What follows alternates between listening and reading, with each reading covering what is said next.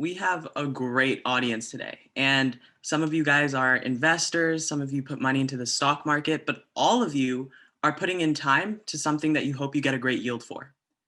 But what if every time you put in something, you only got 4% of what you put in out?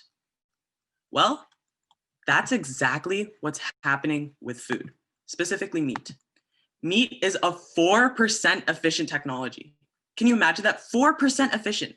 This means that for everything we're putting inside of the cow, whichever animal, when we get the meat out of it, it's only 4% what we put in.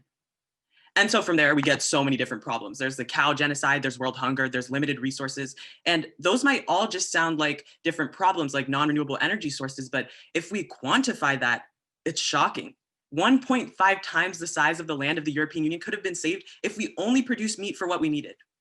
So not if we didn't produce meat at all, or if we all were vegan, but if we only produced meat for what we needed it for.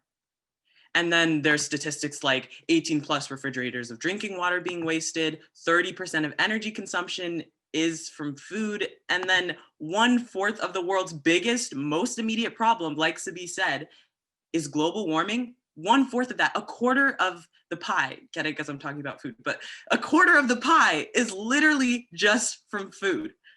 And so all of these problems arise. And so things like Europe contributing 14% of its greenhouse gases, most of that comes from food. And then there's the fact that the food industry is powered 79% by fossil fuels. So non-renewable energy sources like coal are powering 79% of all agricultural practices. But we live in the most exciting times of our lives, right? So there are things that we can use as solutions. We have things like mycoprotein. So now scientists are using fungi to make burgers. It's insane. And then people are using algae, they're bug farming. So soon enough, we might have bug burgers and bug cuisine, and then we have bioprinting. But one that really stood out to me was cellular agriculture or cultured meat.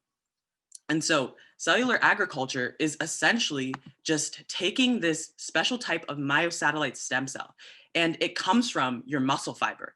And what you can do is you can culture that cell and you get muscle tissue. It's great. And so let's look at it further and let's get more in depth.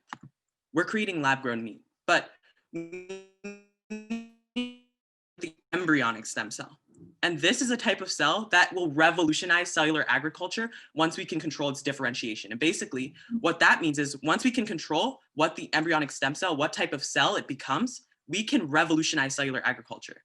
And the reason is because these embryonic stem cells, they proliferate a lot. So theoretically, one cell could feed our entire population. That's crazy. But not only that, embryonic stem cells are pluripotent, meaning they can become any type of cell.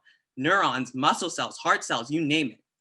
And so basically what happens in the normal cell process, we have a bunch of cells because they're replicating, right? And then we have the ECM, or the extracellular matrix. And essentially what that is, it's a structure that gives the cell biochemical support. So it's basically telling the cell, convincing it to grow and differentiate eventually. And then we have the fibrogen growth factor, giving it all of the necessary things it needs to start growing, and then eventually it will differentiate.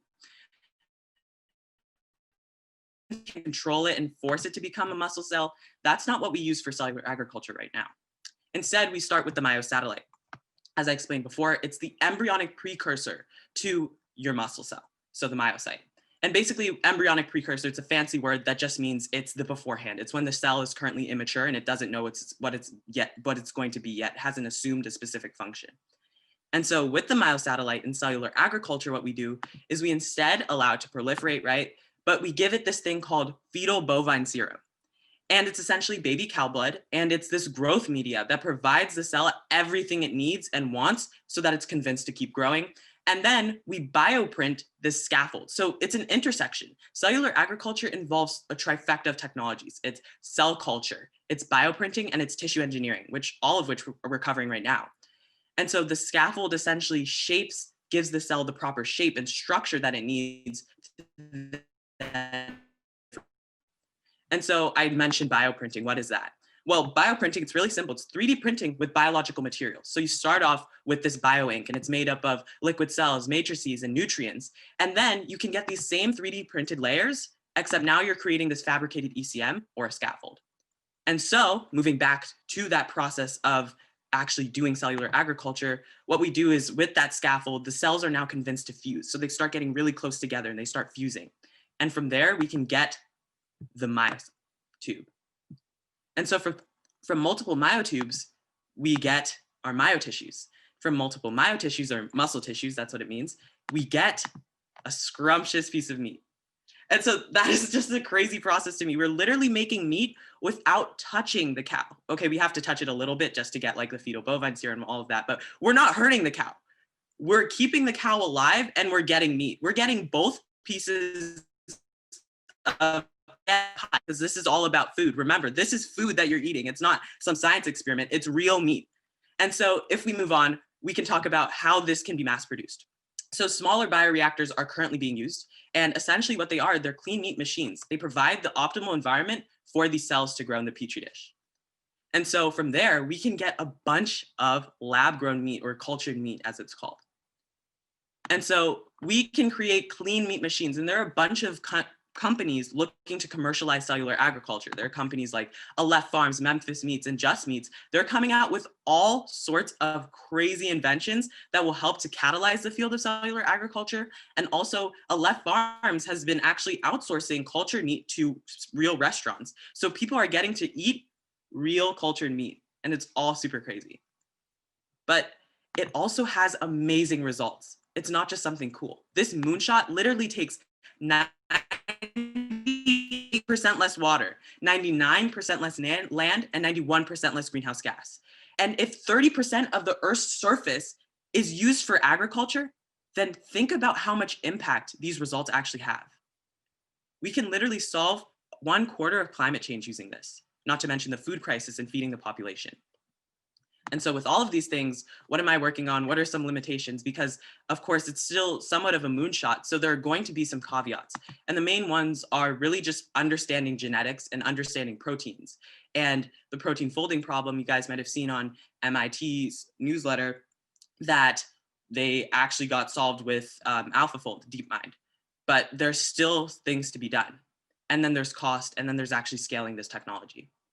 And so what I'm working on is creating more efficient scaffolds using new 3D printing methods. And it's all going to be super interesting because if we're able to do this, I can actually reduce costs and make sure that the scaffolds are ensuring that differentiation is correct. And it could have applications with actually getting the embryonic stem cell to differentiate. But overall, this is a revolutionary technology. And remember, later on, one bite might just save millions and billions of lives. So when this comes out, whenever it happens, make sure you try it, make sure you're indulging in it, and make sure you enjoy that nice piece of cultured meat beef. Thank you so much. You can tweet me at Okezue Bell. You can check out my tks.life, check out my focus for any more information. And I hope you really learned something from this talk. This was super exciting. Thank you, Samson and Sabi. Thanks, guys. Hi, my name is Samson, organizer of TKS Community Talks. I hope you enjoyed this video. If you did, be sure to check out our channel for more insightful and inspiring talks from a community of young people training to change the world.